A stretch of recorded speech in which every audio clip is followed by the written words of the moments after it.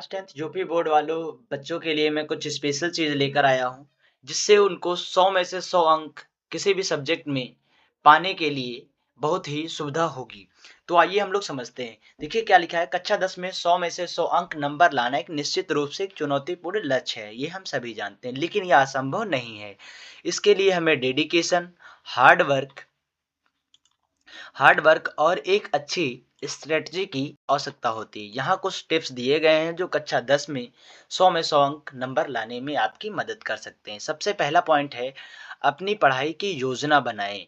ठीक है, किसी काम को अगर हम प्लानिंग के तहत करते हैं तो वो काम बहुत ही अच्छा होता है।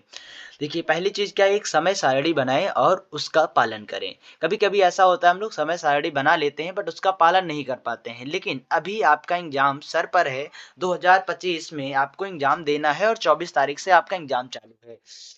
बहुत ही कम दिन बचे हैं, लगभग जब ये वीडियो अपलोड हो रही है तो आपके पास 7 से 8 दिन बचे हैं। तो आपको कम से कम इस 7-8 दिन तो अपनी समय सारणी बनाकर और उसको अच्छे से फॉलो करना चाहिए। प्रत्येक विषय के लिए समान समय आवंटित करें, मतलब आपको प्रत्येक सब्जेक्ट के लिए आपको टाइम देना बहुत आवश्यक है। ऐसा नहीं कि आपने केवल मैथ और इंग्लिश और हिंदी पढ़ लिया और आप साइंस और एसएसटी को भूल जाएँ और ड्राइंग को भूल जाएँ, ऐसा नहीं है, क्योंकि सब नंबर 100-100 ही नंबर के होते हैं। तो सबकी वैल्यू जो है एकदम समान है, तो इसलिए आप हर एक सब्जेक्ट को समय दीजिए। अपनी पढ़ाई के लिए एक शांत जगह खोजें जहाँ आपको कोई डिस्टर्ब ना कर पाए। आपका एग्ज़ाम जो है एकदम आ चुका है, तो आप अपनी पढ़ाई के लिए एकदम क्वाइट प्लेस ढूँढें जहाँ पर शांति हो और आप अच्छे से पढ़ाई कर पाएँ। फिर आपको क्या, अपने सिलेबस को अच्छी तरीके से समझें। आप ऐसा नहीं कि आप कुछ भी पढ़ते जा रहे हैं, जो आपके सिलेबस में है केवल आप वही पढ़िए, क्योंकि आपसे एग्ज़ाम में वही पूछा जाएगा। तो आपको फर्जी की चीज़ को पढ़ने की अब आवश्यकता नहीं है। आपको जितना नॉलेज गेन करना था वो पहले आप नॉलेज गेन कर चुके हैं।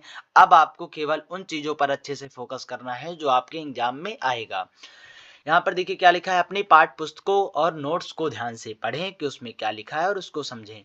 पिछले वर्षों के प्रश्न पत्रों को हल करें, यानी कि अनसॉल्व्ड आप जरूर सॉल्व कर लें। ये आपके लिए मोस्ट इंपॉर्टेंट पॉइंट है कि पिछले वर्ष मतलब 2024 में जो पेपर हो चुका है उसको अच्छे से देख लें कि किस टाइप के प्रश्न पूछे जा रहे हैं, किस पैटर्न पे पूछे जा रहे हैं, कौन से क्वेश्चन का एडवांटेज ज़्यादा है, किस क्वेश्चन का एडवांटेज कम है। उस हिसाब से आप फोकस करें। यहाँ पर क्या लिखा है, महत्वपूर्ण टॉपिक्स की पहचान करें और उन पर अधिक ध्यान दें। आपको क्या ध्यान देना है, देखिए जब पिछले वर्षों के प्रश्न पत्र आप सॉल्व करेंगे तो कुछ क्वेश्चन ऐसे होंगे जो बार बार रिपीटेड हो रहे होंगे। उन्हीं को हम महत्वपूर्ण टॉपिक्स बोलते हैं, महत्वपूर्ण क्वेश्चन बोलते हैं। उनको आप ढूंढ लें और उन पर अधिक ध्यान दें, मतलब उसको और अच्छे से पढ़ें, हो सकता है वो इस बार भी एग्जाम में आ जाए। आइए तीसरा पॉइंट क्या है, अपने कॉन्सेप्ट्स को क्लियर करें। मतलब आपको अब इस टाइम कन्फ्यूजन में रहने की कोई आवश्यकता नहीं है कि आप कुछ भी कन्फ्यूज के रूप में वहां जाकर लिख दे रहे हैं। आपके जो भी कन्फ्यूजन हो उसको एकदम क्लियर कर लें। ये चीज़ नहीं समझ में आ रही तो उसको एकदम क्लियर कर लें कि अब ये चीज़ मुझे ये डाउट नहीं होना चाहिए कि हम वहाँ एग्जाम में बैठ रहे हैं तो हम कंफ्यूज हो गए कि ये क्या है ये क्या है। ठीक है, यहाँ पर आइए देखिए, यदि आपको किसी टॉपिक में कोई भी डाउट हो तो अपने शिक्षक यानी अपने टीचर या अपने दोस्तों से पूछने में कोई संकोच ना करें। अगर आपको कुछ भी नहीं समझ में आ रहा तो आप अपने टीचर से पूछिए, आप अपने दोस्त से पूछिए और उस टॉपिक को तुरंत क्लियर करिए, क्योंकि अब आपके पास बिल्कुल समय नहीं है। आइए यहाँ पर क्या है, कॉन्सेप्ट को समझने के लिए डायग्राम, ये बहुत इंपॉर्टेंट है। डायग्राम और एग्जाम्पल्स का उपयोग करें। आप ऐसे एग्जाम में भी जब लिखिएगा जहाँ पे डायग्राम की आवश्यकता वहाँ डायग्राम बना दीजिएगा, जहाँ पर एग्जाम्पल्स लिखने की आवश्यकता वहाँ पर एग्जाम्पल्स अवश्य लिखिएगा। और क्या है, नियमित रूप से रिवीजन करें। ऐसा नहीं कि आपने केवल पढ़ लिया और रिवाइज नहीं कर रहे हैं। रिवाइज करना बहुत ज़रूरी है। आप क्लास में पढ़ चुके हैं, आप कोचिंग में पढ़ चुके हैं या आप अपने आप से पढ़ चुके हैं, कोई चीज़ सीख चुके हैं, उसको इस टाइम आपको रिवीजन की बहुत आवश्यकता है। आप रिवाइज करके उसको दिमाग में अच्छे से बैठा लीजिए।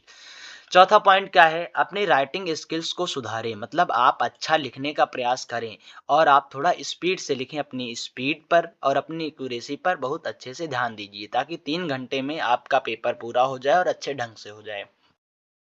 क्या लिखा है, अपनी उत्तर पुस्तिका को साफ और सुव्यवस्थित रखें। मतलब आप एग्जाम हॉल में जब बैठे होंगे तो आप कॉपी में क्या लिख रहे हैं, कैसे लिख रहे हैं, उसको एकदम साफ सुथरा लिखिए, उसमें कोई भी गंदगी ना फैलाइए। लिखा है, अपने उत्तरों को पॉइंट वाइज लिखें। पॉइंट वाइज और हेडिंग वाइज आपको लिखना चाहिए। ठीक है, आप हेडिंग डाल डाल के आप लिखेंगे तो वो अच्छा इम्पैक्ट होता है एक एग्जामिनर को कॉपी चेक करने के लिए। एग्जामिनर पॉइंट वाइज चीज़ों को बहुत अच्छे से समझ पाता है और आपकी कॉपी जो है आसानी से चेक करने में उसको बहुत सुविधा होती है। दूसरी बात क्या है, ग्रामर और स्पेलिंग की गलतियों से बचे।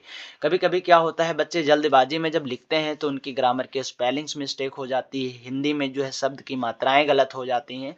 तो ऐसा आपको नहीं करना है, आपको उसकी प्रैक्टिस कर लेनी है और जल्दबाजी के चक्कर में ये गलती आपको नहीं करनी है, ठीक है? फिर क्या है, जब आपका परीक्षा चल रहा हो तो उस दौरान आपको एकदम शांत रखना है, अपने माइंड को एकदम रिलैक्स रखना है कि आपने जो याद किया उसको अच्छे से सोच पाएँ और लिख पाएँ। लिखा है, परीक्षा के दौरान शांत रहें और कॉन्फिडेंट रहें, ठीक है? कॉन्फिडेंट रहने का मतलब ये है कि आपको जो आ रहा है वो आपको अच्छे से आ रहा है और आप उसको लिखिए बेझिझक, आपको जो आ रहा है वो लिखते रहिए और एकदम शांत रहिए, माहौल एकदम शांत बनाए रहिए और आप अपने दिमाग को एकदम रिलैक्स रखिए। समय का प्रबंधन करें, मतलब कि ऐसा नहीं कि आप एक क्वेश्चन को ही 10-10, 15-15 मिनट लिखे जा रहे हैं। आपको जिस क्वेश्चन को जितना समय देना है उतना ही समय दीजिए। अगर 1 नंबर का क्वेश्चन है या 2 नंबर का क्वेश्चन है तो उसको उसी हिसाब से समय दीजिए। 6 नंबर का क्वेश्चन है तो उसको उस हिसाब से टाइम दीजिए। फिर क्या लिखा, सभी प्रश्नों को ध्यान से पढ़ें और समझें। आपको किसी भी प्रश्न का उत्तर देने से पहले आपको उसमें समझना पड़ेगा कि कौन-सा प्रश्न क्या कहना चाह रहा है, क्या पूछना चाह रहा है। ऐसा नहीं कि आपने प्रश्न जल्दबाजी में पढ़ दिया और कुछ भी लिख दिया। आपको सावधानीपूर्वक पढ़ना है, जो प्रश्न पूछा है वही आपको उत्तर लिखना है, उल-जुलूल नहीं लिखना है कुछ भी, ठीक है? लिखा है, अपने स्वास्थ्य का ध्यान रखें। ठीक है, एग्ज़ाम जब आपका चल रहा हो तो एग्ज़ाम एक दिन तो चलता नहीं, कई दिन चलेगा, आपका 6 पेपर होगा, 5 पेपर होगा, ठीक है? स्वस्थ भोजन करें और पर्याप्त नींद लें। ऐसा नहीं कि आप पढ़ाई के चक्कर में नींद ही नहीं ले रहे हैं, रात-रात भर आप पढ़ रहे हैं, फिर एग्ज़ाम हॉल में जाके आपको नींद आ रही है, सो रहे हैं, वहाँ पर नहीं लिख पा रहे हैं। ऐसा नहीं करना है बिल्कुल। आपको अच्छे से पढ़ना है दिन भर। रात में आपको जो भी आप 6 से 7 या 8 घंटा आपको जो भी नींद लेते हैं, वो प्रॉपर आप नींद लीजिए, ताकि अगले दिन आप जब एग्ज़ाम में जाइए तो वहाँ पर आपको नींद ना आए, आप एकदम रिलैक्स रहें और अच्छे से लिख पाएँ। नियमित रूप से व्यायाम करते रहें, तनाव से बचें, ठीक है? फिर क्या है, कुछ अतिरिक्त पॉइंट्स हैं, जैसे अपने शिक्षक और दोस्तों की हेल्प लें। अगर कुछ नहीं आ रहा तो दोस्तों से पूछें, शिक्षकों से डिस्कस करें। स्टडी ग्रुप में पार्टिसिपेट करें। आप अपना एक जो है स्टडी ग्रुप बना सकते हैं 2-3 दोस्तों का, कि कुछ भी आपको डाउट हो तो आप डिस्कस करें। मॉक टेस्ट देना बहुत ज़रूरी है। कोई भी एग्ज़ाम देने जा रहे हैं उससे पहले जो बीच में गैपिंग होती है उससे पहले अनसॉल्व्ड का 1-2 सेट पूरा 3 घंटा 15 मिनट का जो भी होता है वो आप पूरा अच्छे से लगा लें 1-2 बार, ताकि आपको टाइम मैनेजमेंट पता चल पाए कि ये पेपर मैं कितना जल्दी कर सकता हूँ और उसको राइटिंग सुधारने के लिए कितना इन्हेंस कर सकते हैं, क्या करना है वो आप समझ जाएँगे मॉक टेस्ट से।